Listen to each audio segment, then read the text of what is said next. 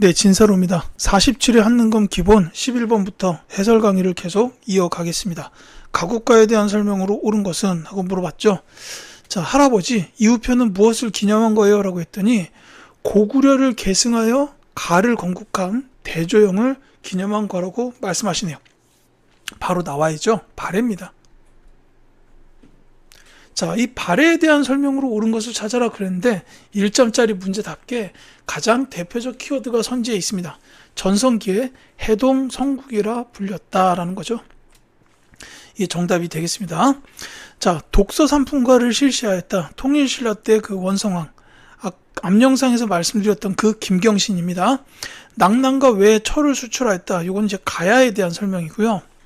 2군 6위의 군사 조직을 두었다. 이거는 고려입니다. 뭐 6위까지는 모르셔도 되지만 2군은 가끔씩 나와요. 용호군하고 응양군. 용호군, 응양군입니다. 글씨가 좀 안 좋네요. 자, 어쨌든 저 두 개의 군은 좀 이렇게 눈여겨봐둘 필요는 있을 것 같아요. 시험에 간혹 등장합니다. 자, 12번 가겠습니다. 가에 들어갈 인물로 옳은 것은? 하고 물어봤죠.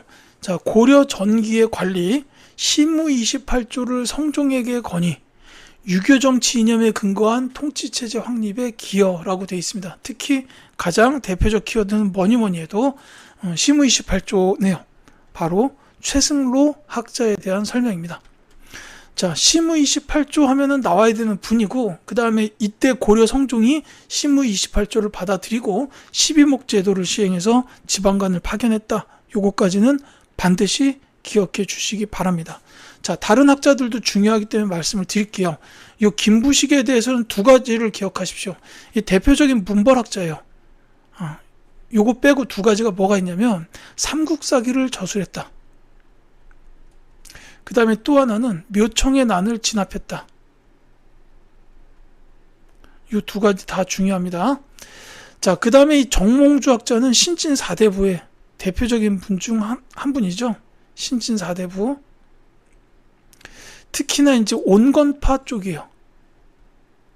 그러니까 이성계의 이제 참모 역할을 했는데, 위화도 회군을 통해서 이성계가 정권을 장악한 이후에 정도전과 같은 이제 개혁파 4대부, 그 다음에 정몽주 등의 온건파 4대부로 이렇게 이제 좀 나뉩니다. 그래서 이 정몽주 이분께서는 고려를 그대로 둔 채로 개혁을 계속해서 추진하자, 이런 입장이었는데, 이제 반면에 정도전이나 조준 같은 요 개혁파 4대부들은 이 고려는 답이 없다, 엎어야 된다라고 했어요. 근데 이제 이 과정에서 이 정몽주가 이방원 세력에 의해서 개경 선주교에서 이제 죽임을 당하시고 결국은 이성계가 왕위에 오르면서 조선이 건국이 됐다라는 거죠. 예, 그래서 요분 기억하셔야 됩니다. 그러니까 그 이방원에게 피살, 요 정도도 기억하셔야 돼요. 자, 그 다음에 여기 이재현 학자가 계신데, 이분은 이제 정몽주의 전 세대의 4대부예요. 그러니까는 이제 초기 신진 4대부라고 보시면 됩니다.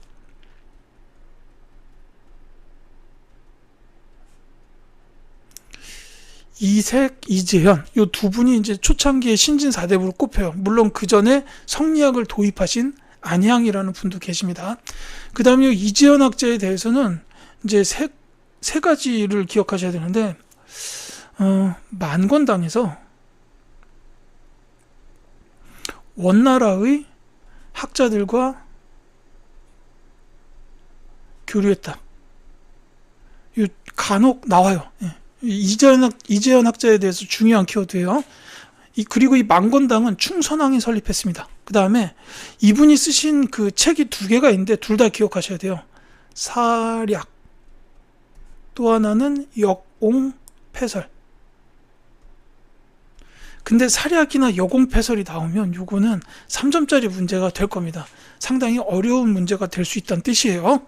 자, 13번 가겠습니다. 가에 들어갈 내용으로 옳은 것은, 자, 고려시대의 관직 복무 등에 대한 대가로 전지와 시지를 차등 지급한 이 제도는 무엇일까요? 라고 나왔는데, 전지, 시지, 여기서 알 수 있습니다. 바로 전식과 제도예요. 자, 시정전식과 그 다음에 이렇게 자세히 말씀드려도 되나요? 이게 이제 처음에 경종 때 시행이 되고 그 다음에 한번 바뀌어요. 이게 이제 개정전식과 목종 때입니다. 그 다음에 경정전식과로 또 바뀌어요. 요거는 이제 저 문종 때예요. 근데 정말 어렵게 나오면은 이제 요거에 대한 뭐 기준이라든지 이런 게 나올 수 있어요. 요거는 이제 관등하고 인품을 기준으로 해가지고 이제 저 수조권을 지급했다 이거예요. 근데 이 개정전식과에서는 인품이 빠집니다. 인품을 제외해요. 그리고 이 두 개는 전직, 현직 다 주는 건데 이 경정전식과가 되면은 현직만 수조권 지급으로 바뀌어요. 그러니까 이제 이렇게 수조권을 주다 보면 가면 갈수록 토지 부족 현상이 발생하게 되니까 아무래도 이제 대상자를 제한을 하는 거죠. 이제 그래서 이런 순서로 보완이 되었다라고 보시면 되겠는데, 그리고 이제 전지는 이제 논밭 여기고 시지는 임야예요. 시지를 왜 줬냐면 땔감을 조달하기 위해서다 이렇게 보시면 되겠습니다. 자, 이 관료전과 관련된 건 신문항이죠. 신문항 때 관료전 지급하고 노급을 폐지했어요. 그 노급에는 수조권을 받는 그 땅의 백성들에 대한 노동력을 징발할 수 있는 권리가 있었는데, 이게 신문항 입장에서 보면은 귀족들이 자기 군사력을 키울 수 있다라고 생각이 되니까 이 노급을 빼버린 거예요. 그래서 수조권만 받아 해가지고 관료전 이렇게 된 거고, 요 대동법은 광해군 때부터 시행된 세금 제도죠. 박납의 폐단을 보완하기 위해서 공납, 그러니까 토산물의 납부 체계를 이제 공납을 세금으로 납부하는 게 아니라 토지 결수에 따라서 쌀이나 동전, 옷감으로 납부하게 한 제도가 대동법이고, 그로 인해서 지방 토산물은 공인들이 상행위 대상으로 이제 이렇게 돼요. 그 다음에 호포제는 흥선대원군 때입니다. 양반들에게도 군포를 걷는 집단위의 포 징수 제도 이렇게 보시면 되겠죠. 자, 14번 가겠습니다. 다음 발표에 해당하는 국가의 경제 상황으로 옳은 것은, 자, 뒷면에 한자로 동국이라는 글자를 새겨 넣은 것이 특징입니다. 라는 게 이제 건원 중포, 그 다음에 여기 은병이 있죠. 활구라고도 불렸다라는 거예요. 대표적인 것들이 나왔습니다. 바로 고려시대죠. 자, 고려 국가의 경제 상황으로 옳은 것은인데, 고려의 경제 관련된 키워드가 가장 중요한 건 뭐니 해도 예성왕하고의 병란도가 국제무역항이었다라는 게, 그게 가장 중요합니다. 그래서 정답이 1번이 되는 거고, 이제 그 외에는 건원중보랑 해동통보, 이런 동전들이 주조가 됐지만 유통이 잘 되진 않았다라는 거, 그 다음에 활구라고 불렸던 은병이 이제 화폐 기능으로 유통이 됐다. 요거 기억하시고, 이제 또 한 가지가 있다면은 관영상점이 있었어요. 대표적으로 서적점, 책 파는 곳이죠. 그 다음에 다점, 차 마시는 곳, 이런 데가 있었다라고 보시면 되겠습니다. 자, 담배나 인삼 등의 상품 작물의 재배, 조선 후기고요. 관청에 물품을 조달하는 공인, 안문제서 대동법 말씀드렸죠. 역시 조선 후기입니다. 그러니까 이 공인들은 지방 토산물들을 이제 구입을 해가지고 이걸 관청에다가 조달하는 이런 역할을 했어요. 그러니까 이 공인이 거래하는 그 상품의 양은 당연히 어마어마하게 많습니다. 그래서 이제 이들이 이렇게 상업 활동을 활발하게 하다 보니까 상품화폐 경제가 발전하게 됐다. 여기까지 기억하시고요.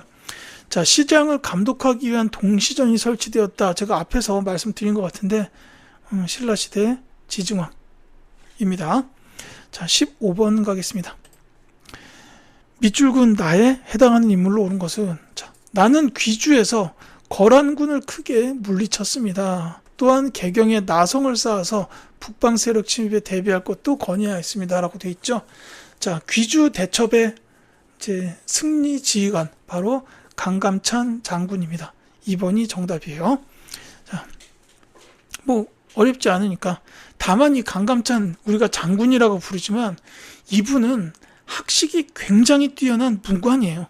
고려시대 때는 문관들이 이제 지휘관을 맡고 그랬잖아요. 근데 이 강감찬 이분이 정말로 굉장히 학식이 높은 이런 지휘관, 이런 분이었습니다. 그러니까 이제 외교문서를 썼어요. 그러니까 외교문서를 썼다는 얘기는 그 나라에서 글을 제일 잘 쓰는 사람이다, 이런 뜻이에요.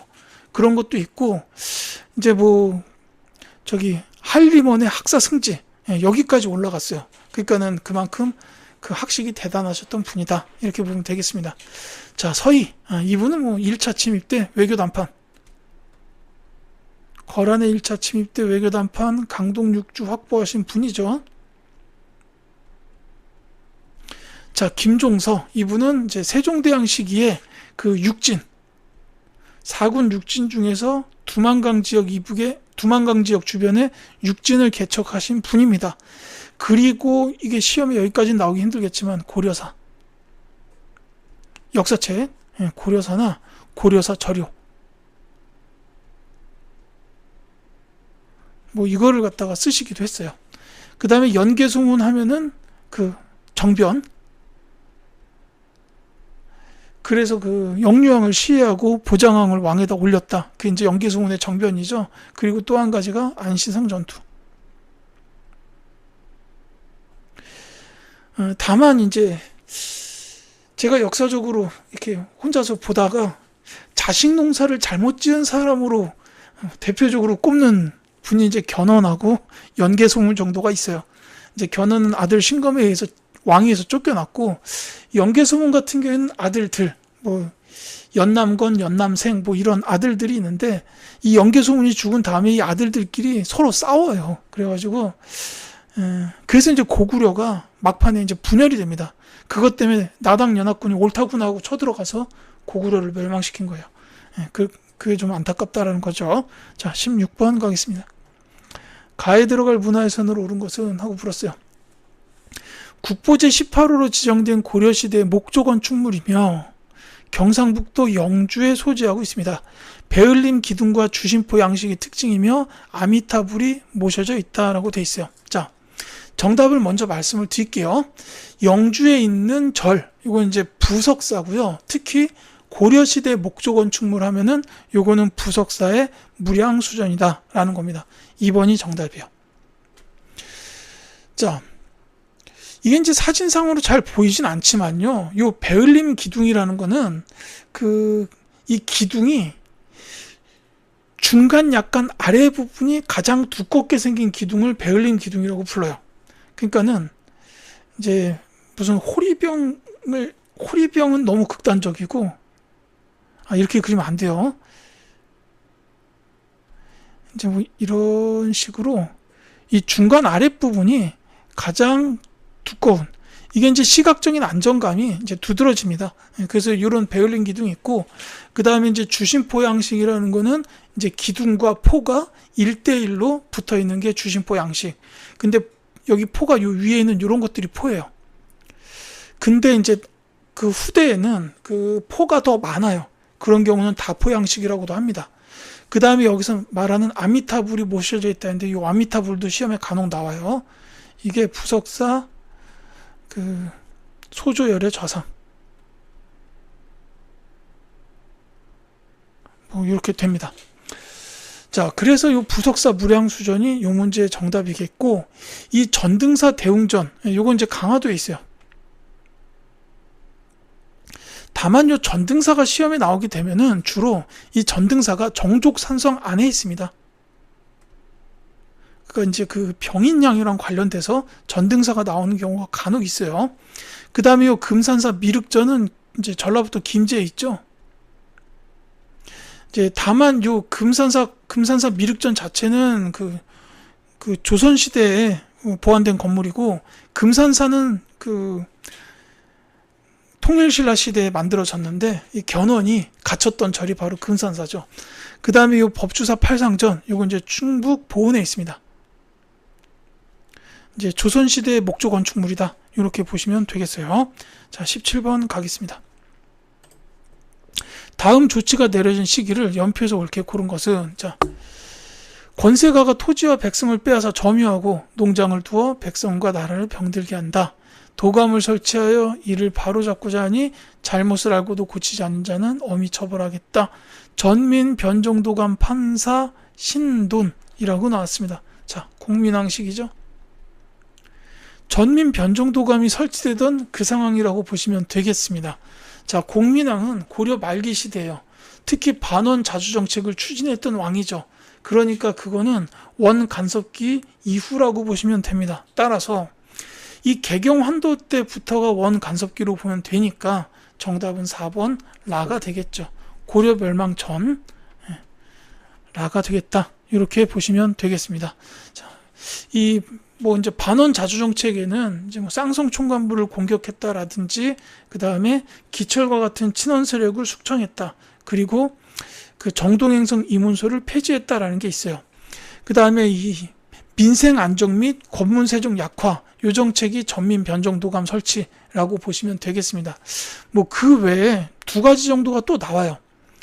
정방을 폐지했다. 저 정방은 최씨 무신 정권의 최후가 인사행정 권한을 휘두르기 위해서 설치했던 건데, 이제 최씨 무신 정권이 끝났을 때 이 정방이 이제 그 최씨 무신 그 집에서 이 정방이 이제 왕궁으로 옮겨와요. 그랬다가 공민왕 시대에 와서 정방이 폐지됐다. 이렇게 보시면 되겠고, 또 한 가지가 뭐가 있냐면은 이제 교육기관이었던 국자감을 성균관으로 개칭하고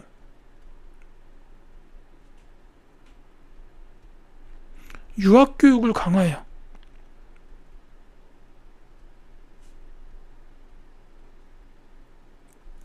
사실 이 국자감 같은 경우에는 물론 유학도 가르쳤지만은 이제 다른 것들도 가르쳤어요. 기술 같은 거 이런 것들도 가르쳤는데, 이제 공민왕은 성균관으로 이제 이름을 바꾸고 유학교육을 강화했다라는 거, 요거 기억하셔야 됩니다. 왜냐하면 요거는 신진 4대부의 육성과 관련이 돼요. 그러니까 공민왕이 특히 신진 4대부들을 이제 많이 이렇게 등용하려고 노력을 했는데, 그 이유가 뭐냐면은 당연히 권문세족을 견제하기 위해서였어요. 그래서 이때 이제 공민왕 시대에 제가 아까 말씀드렸던 그 초기 신진 4대부였던 이색 이분을 갖다가 그 성균관의 대사성에다가 보직시키고 이제 그 후학을 양성하게 만들었고, 정도전이라든지 이런 분들도 성균관에서 학관을 역임하셨어요. 그따 이 정도전은 나중에 이제 유배도 가고 이렇게 되죠. 자, 어쨌거나 이런 것들은 이제 다른 거는 잘 나오니까 제가 쓰진 않았고, 이 부분은 공민왕 관련해서 한 번 더 봐두셨으면 좋겠습니다. 자, 18번 갈게요. 다음 자료를 활용한 탐구 주제로 가장 적절한 것은 하고 물었어요. 자, 우왕과 최영이 유동 공격을 결정하자 이성계가 이르기를 지금 출병하는 것은 4가지 이유로 불가합니다. 작은 나라가 큰 나라를 공격할 수 없는 것이 첫 번째요. 여름에 군사를 동원할 수 없는 것이 두 번째요. 왜구가 빈틈을 노릴 수 있는 것이 세 번째요. 장마철에서 활은 악교가 풀어지고 질병이 돌 것이니 이것이 네 번째입니다. 라고 하였다라고 되어 있죠. 자, 요거를 가리켜서 말 그대로 사불가론이라고 불러요. 그러니까 이제 이성계 당시 장군이죠. 이분이 이런 4가지 이유 때문에 지금 요동 공격을 할 수가 없습니다. 그러니까 이때까지만 해도 주로 전쟁을 벌이게 되면 추수철 이후에 벌였어요. 이제 농사를 다 끝내고 나서 이제 주로 전쟁을 했는데, 이제 이 시기가 여름이다 보니까 여름에 군사를 동원할 수 없다. 이게 이제 농번기라서 그런 거예요. 그러니까 요 이성계의 사불가론이 당시에 그 논리로는 당연히 전부 옳은 얘기였어요. 작은 나라가 큰 나라를 공격할 수 없다. 이것도 맞다라고 본다면은 나머지는 반박을 할 수 없을 만큼 그냥 팩트잖아요. 그래서 이 말을 들은 최영이 그래? 응, 알았다. 그랬는데 우왕이 어명을 내려요. 어명이다. 이성계 가라. 원래는 이제 최영을 총사령관, 이성계를 부총사령관 이렇게 하려고 그랬는데, 그러니까 최영은 그렇게 할 생각이었어요. 근데 우왕이 최영 보고 경까지 가면 나는 어쩌란 말이오. 경은 남아서 나를 지켜주시오. 라고 한 거예요. 그래서 결국 최영이 야, 성계야, 나는 못 가게 됐으니까 네가 총사령관 해라. 이래가지고 이성계한테 총사령관을 맡기고 이제 결국 보냅니다. 요동 정벌하러. 그랬다가 이성계가 그 위화도까지 간데 거기서 이제 비가 엄청 많이 내려가지고 막 물에 휩쓸려서 죽는 그 병사들까지 생기는 거예요. 그러니까 이 상태로 요동 건너가면 자기가 말한 그 이유에 걸려가지고 막 전염병도 걱정되고 막 이게 죄 없는 병사들이 정말로 그 전쟁도 못 해보고 죽어가는 이런 일이 발생할 게 뻔하니까 고민하다가 병력을 돌려버렸죠. 그게 위화도 회군입니다. 그래서 정답은 1번이에요. 위화도 회군의 배경, 이거랑 관련된 탐구 주제가 적절합니다. 자, 동북구성의 축조 과정, 이거는 윤관하고 관련이 돼요. 이분이 동북구성을 지으신 분이기도 하지만 별무반을 조직해서 여진을 격퇴했죠. 이게 이제 12세기의 일이기 때문에 요 위화도 회군과 관련된 요거 14세기 말보다는 이제 2세기 전이다라고 보면 됩니다. 훈련도감의 설치 목적, 요거는 임진왜란 때랑 관련이 있어요. 선조가 만들었죠. 자, 고구려의 남진 정책 추진 장수왕 때입니다. 평양을 도읍으로 옮겼죠. 그거랑 관련이 될 거예요. 자, 19번 가겠습니다. 자, 가에 해당하는 인물로 옳은 것은 하고 물어봤죠. 오늘 가, 이 조선 경국전을 지어바쳤으니 말과 비단 백은을 상으로 내려주도록 하라. 분부대로 거행하겠습니다. 라고 했어요. 자, 조선 경국전을 지으신 분, 바로 정도전 학자에 대한 설명입니다. 자, 정답은 2번이에요. 그 다음에 정도전 이분에 대해서는 뭐 조선의 설계자, 뭐 이런 것도 물론 있고요. 이제 지은 책으로 보자면 두 개인데, 하나는 조선 경국전이고 또 하나, 불시잡변. 이거는 그 부처를 비판한 책, 그러니까 불교를 비판한 책이라고 보시면 됩니다. 같이 기억해 두시기 바라고요. 이 송시열의 경우에는 그 노론의 영수예요. 그러니까 이제 뭐 효종, 현종 요때 이제 활동하셨던 분입니다. 노론의 영수고 특히 이제 예속 논쟁을 서인의 대표로서 이끌었어요. 그 이후에 이제 서인이 노론과 소론으로 분화되는데 그때 노론의 영수가 됐다 이거죠. 그리고 또 하나로 기축봉사. 명에 대한 의리를 강조한 글입니다. 이 기축봉사를 올리기도 했어요. 그리고 이제 이분은 나중에 숙종 제위시기 때 기사 황국 때 사약받고 돌아가셨습니다. 이렇게 보시면 되겠고, 이 정약용은 실학자의 대표적인 분이죠. 물론 홍대영 선생도 마찬가지고. 자, 이 정약용 선생에 대해서는 일단 정조 시기에 정조의 총애를 받았던 완전 오른팔이었어요. 근데 이 정조 시기에는 특히 기억하셔야 되는 게 거중기 설계, 수원 화성의 공사 기간을 정약용 선생 덕분에 이제 절반으로 줄였다. 뭐 이렇게 돼 있죠. 그 다음에 나중에 이제 순조 시기 때 신유박해를 이제 거기 걸려가지고 정약용 집안이 싹 다 유배를 가게 됩니다. 그래서 이분도 강진이나 이쪽으로 유배를 가셨는데 거기서 이제 저술 활동을 굉장히 많이 하셨어요. 대표적인 책으로 이제 목민심서, 흠흠신서, 그 다음에 경세유표. 전 보통 요 세 개를 많이 강조를 하는데 이제 저번에 보니까 마가회통도 시험에 나온 적이 있네요. 홍역에 관해서 쓴 의학 서적이다. 이렇게 보시면 되겠습니다. 자, 이 홍대용 이분도 이제 실학자인데 이제 천문 쪽에 굉장히 그 조예가 깊으셨어요.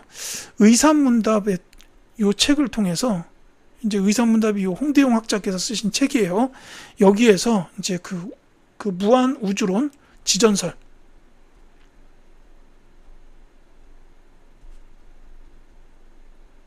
이런 걸 써가지고 그러니까 저런 사상을 주장하시면서 중국 중심 세계관을 비판했다라는 거는 꼭 기억해 두시기 바랍니다. 자, 이렇게 말씀을 드리겠고, 20번. 자, 가에 들어갈 문화유산으로 옳은 것은? 하고 물었어요. 자, 태종 때 이궁으로 세워진 가로 초대합니다. 조선의 정원 조경이 잘 보존된 후원까지 관람할 수 있는 이번 행사에 많은 참여 바랍니다. 라고 돼 있어요. 자, 태종 때 이궁으로 세워졌다는 것도 중요한 키워드고요. 그 다음에 이제 그 여기 나와 있는 것들로 그 요 전각들로도 알 수가 있어요. 사실 이제 태종이 처음에 이제 경복궁에서 이렇게 있다가 그 이제 본인이 계속 경복궁에 있는 거를 별로 안 좋아해가지고 궁을 하나 더 만들었다라고 이렇게 보시면 되겠습니다. 그래서 만들어진 궁이 뭐냐면 창덕궁이에요. 그래서 이제 정답이 4번인데, 이게 아마 저 1차 왕자의 난과 관련해서 그 태종의 계모, 그러니까 이제 이성계의 둘째 부인, 이 신덕왕후였나 아마 그럴 텐데, 이 분의 아들이었던 이방석을 세자로 올려버려가지고 이제 1차 왕자의 난이 발생했잖아요. 그래서 이제 그것 때문에 그 신덕왕후의 그 무덤이 이제 그 경복궁에서 보여요. 그러니까 이제 태종이 즉위하자마자 했던 게 저 무덤을 딴 데로 옮겨버리고, 그 다음에 그 무덤에 있었던 돌 빼가지고 나중에 저 청계천 다리에다가 집어넣고 막 이런 일까지 했어요. 이제 그렇고, 그러면서 이제 또 창덕궁을 세워가지고 이제 이쪽으로 옮겼다라는 겁니다. 이 사실 창덕궁이 그래서 그 왕들이 가장 많이 기거했던 궁궐이에요. 왜냐하면 경복궁이 임진왜란 때 이제 불타버립니다. 그래서 그 이후의 왕들은 전부 창덕궁에서 이제 진무를 받다라고 보시면 되겠어요. 특히 여기에 이제 뭐 낙선제나 이런 데가 굉장히 좀 유명한 그런 키워드라고 보시면 되겠고, 이 도나무는 창덕궁의 정문이다라고 보시면 되겠어요. 그러니까 이제 경복궁 다음에 두 번째 궁이다 이렇게 보면 됩니다. 자, 정답은 4번이고요. 이제 경복궁은 조선의 정궁이에요. 이제 말씀드렸듯이 최초로 세운 궁이고, 그 다음에 이 경복궁 관련된 뭐 전각의 이름이나 위치, 문의 이름, 뭐 이런 것들을 전부 다 정도전이 정했어요. 그 다음에 경희궁에 관련해서는 서궐. 그러니까 심화 시험에서 궁 문제가 간혹 나오는데 이제 서궐이라고 불렸다라고 해서 이제 경희궁이 나오는 경우가 있어요. 그 다음에 이 덕수궁은 경운궁이라고도 불리는데, 이건 뭐가 좀 있습니다. 옆에다 쓸게요. 일단 이 덕수궁, 경운궁은 두 가지가 있는데 뭐가 있냐면 인목대비가 유폐된 장소예요. 이게 광해군 때죠. 폐모살제라고 해가지고 어머니를 유폐시키고 동생을 죽였다 이거잖아요. 그때 폐모가 인목대비입니다. 그래서 이제 이 광해군 시기에 인목대비가 이 덕수궁에 유폐됐다. 요게 있고, 또 하나는 고종이 아관파천 이후 이제 황궁암 궁이에요.